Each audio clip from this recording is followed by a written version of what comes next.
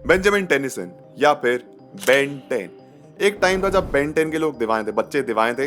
हर जगह ओमेट्रिक्स के टॉयज चाहिए थे, बेन 10 की मर्चेंडाइज बहुत ज्यादा बिकती थी। हर जगह बेन 10 ही बेन 10 था। पोस्टर्स लग रहे हैं, फिल्म बन रही है, कार्टून फिल्म्स बन रही है, उसी के साथ साथ उसका लाइव एक्शन वर्जन भी बन रहा है। बेन 10 सडनली एकदम पीक पे पहुंचा। उसकी जो ग्रोथ थी मीटियोरिक थी। किसी ने सोचा नहीं था कि 2005 से 2010 में एक कुछ नया शो आएगा जो कि बच्चे से रिलेटेड होगा, इतनी गेन करेगा पॉपुलैरिटी। बट सडनली हम एक दिन देखते हैं जितनी पॉपुलैरिटी जो सब पीक था वो मेंटेन नहीं हो पाया। एंड आज बेन 10 याद किया जाता है, देखा नहीं जाता। देखिए, मैं एक 90s किड हूँ। मैंने Batman the animated series, justice league, the Batman show 2004 में आया था, वो देखा था।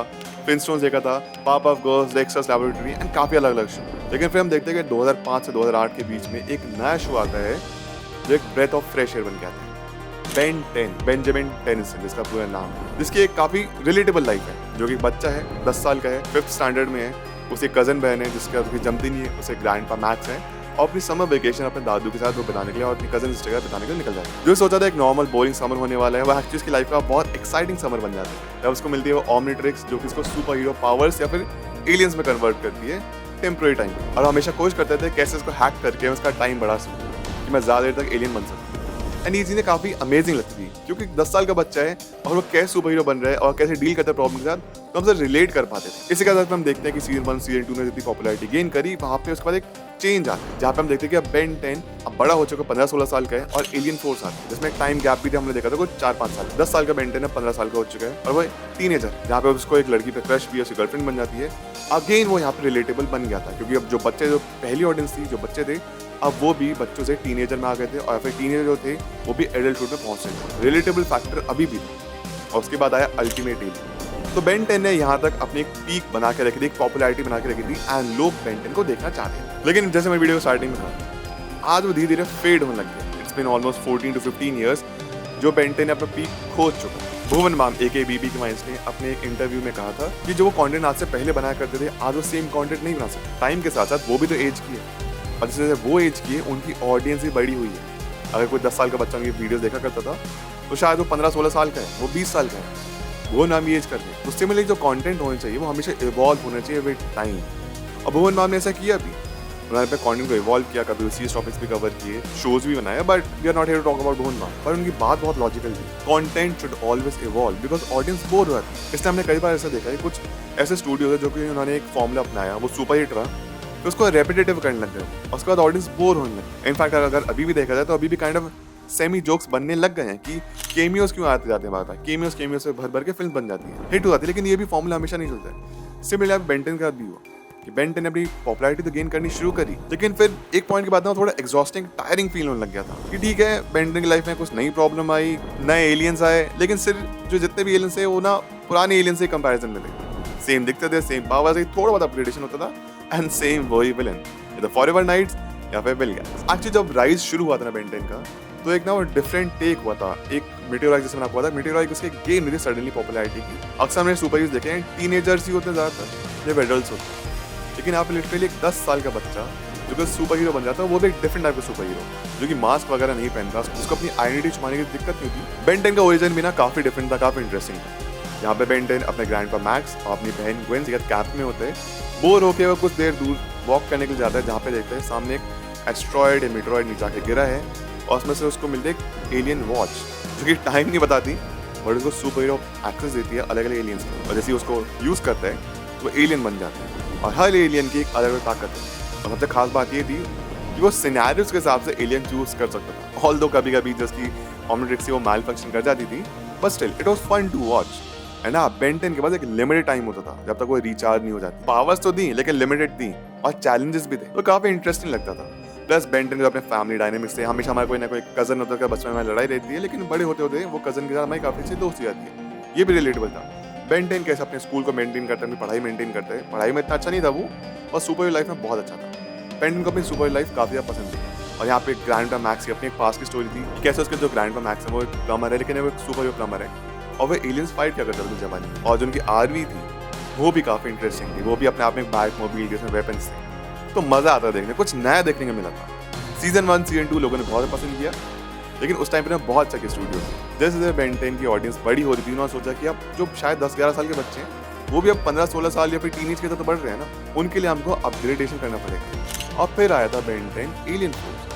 हमें बेन 10 बड़ा हो चुका था और डार्क थीम में थोड़ा सीरियस हो गया था। केविन 11 उसका दोस्त बन गया था और एक काइंड ऑफ 3 मस्केटियर्स बन गए थे, बेन, ग्वेन, केविन। ज्यादा रिलेटेबल था क्योंकि अब हम भी बड़े हो गए, टीनेजर बन चुके थे। लेकिन फिर वहीं से लगभग ना थोड़ी प्रॉब्लम स्टार्ट हो गई थी।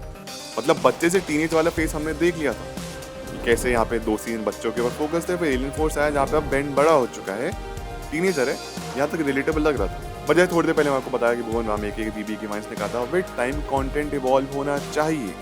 इवॉल्व नहीं होगा तो शायद अपने पीक जो पॉपुलैरिटी गेन करी है वो वहीं पे रह जाएगी, मेंटेन नहीं हो पाएगी और उसको फिर से डाउनफॉल देखने मिलेगा। ऐसा कुछ बेन 10 के साथ। अब यहाँ पे हुआ ये कि अल्टीमेट एलियन आया, यहाँ पे अभी तक ऑडियंस का इंटरेस्ट था, पीक चल रहा था बेन 10 का, लोग अभी भी एंजॉय कर रहे थे अल्टीमेट एलियन को। लेकिन वो हमेशा स्कूल लाइफ में रहेगी, कॉलेज लाइफ तक या फिर उसकी आगे की लाइफ वो हम नहीं देख पाए बेन 10। प्लस एक टाइम के बाद में सब चीजें देखना बार बार एग्जॉस्टिंग, टायरिंग हो जाता है, कुछ नया नहीं। स्टार्टिंग और डेफिनेटली ये अपग्रेडेशन तो देखेंगे कि बेन 10 की जो वॉच है, ओमिनिट्रिक्स है, वो विद टाइम अपग्रेड तो होती है लेकिन कंटेंट अपग्रेड नहीं होता। सेम एलियंस, सेम विलेंस, विल गैक्स, फिर से वही कुछ रोना धोना, बट कुछ नया नहीं मिल रहा। इनफैक्ट यहाँ पे उनके पास एक बहुत बड़ा स्कोप था कि वो एक्चुअली बेन 10 को और बड़ा पॉपुलर बना सकते हैं। मर्चेंडाइज उनकी बिक रही थी, बच्चों में पॉपुलर था। ये एक पीक टाइम था जब यहाँ पे शायद स्टूडियोज को एक्चुअली बनाना चाहिए था बेन 10 की लाइव एक्शन फिल्म बड़े बजट में। ऑल दोनों ने डायरेक्ट टू टीवी कुछ फिल्म्स बनाई थी जैसे एलियन स्वॉर्म और रेस अगेंस्ट टाइम, बट वो उन्हीं ऑडियंस से देखी जो कि बच्चे थे। मतलब अगर आप चाहते हैं कि आपका जो कंटेंट है, फिर आपका सुपर हीरो बेन 10 है, ये अगर मास तक पहुंचे तो सिनेमा बहुत बड़ा मास मीडियम है, आपको एक बड़े बजट की फिल्म बनानी चाहिए। और लोग देखते हैं क्योंकि बच्चे ड्रैग करके जाते हैं अपने दोस्तों को, अपने पेरेंट्स को, ये फिल्म मुझे देखनी है, आप भी मजा चलो। इसकी वजह से शायद बड़ों में भी पॉपुलैरिटी होने लगी थी बेन 10 की। वो एक गोल्डन अपॉर्चुनिटी थी जो कि शायद स्टूडियो से मिस कर। मैन ऑफ एक्शन जो कि शो के क्रिएटर्स में से थे, ग्रुप ऑफ राइटर्स, उन्होंने कोशिश भी की थी कभी फिल्म वगैरह बनाने की, लेकिन वो कभी हो नहीं पाया। राइटर्स चेंज होते रहे, शो सेम रहा, एक ही लेंथ पे रहा, एक ही पेस पे रहा, कुछ नया देखने को मिला। इसके बाद फिर यहाँ पे स्टूडियोज ने एक और बड़ी गलती कर दी। इंस्टेड उस शो को जो इतना लंबा खींचा है उसमें अपग्रेडेशन करते कंटेंट में। उसकी लाइफ है, बेन 10 की लाइफ में, वो शायद कॉलेज में या फिर ऑफिस जॉब कर रहे हैं, फिर इंटर्न है, कुछ भी जो कि अगेन रिलेटेबल हो पाता वो अब खत्म होने लगा। स्टूडियोज ने यहाँ पे डिसाइड किया, क्रिएटर्स ने डिसाइड किया कि हम इसको एक स्पिन ऑफ देते हैं, उसका रिबूट करते हैं, सॉफ्ट रिबूट ओमनीवर्स के। एंड शायद उन्होंने सोचा नहीं होगा कि यहीं से बेन 10 का एक्चुअल डाउनफॉल शुरू हो। बेन 10 के वीडियो गेम्स भी अच्छे खासे चल रहे थे, लेकिन सब कुछ रुक गया और डाउनफॉल शुरू।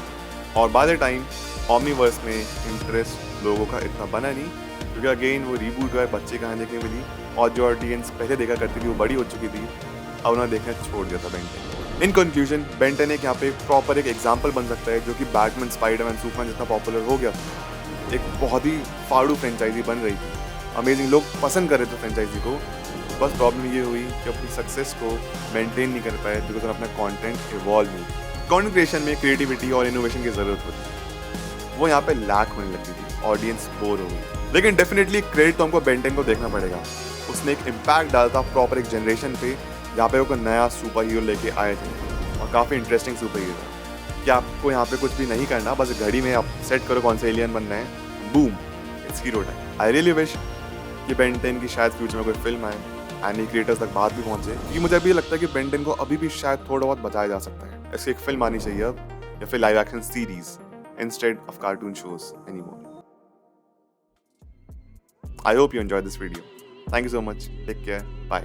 And always remember, you all are superheroes. Life हमेशा अच्छा करिए, आगे बढ़िए। कि हो गई है इंतहा, इल्तिजा भी नहीं बची आगे तू इस तरह दिल से का ये बसी हो गई है, ढूंढूं अब कहाँ ये समा भी बचा नहीं है, दे बता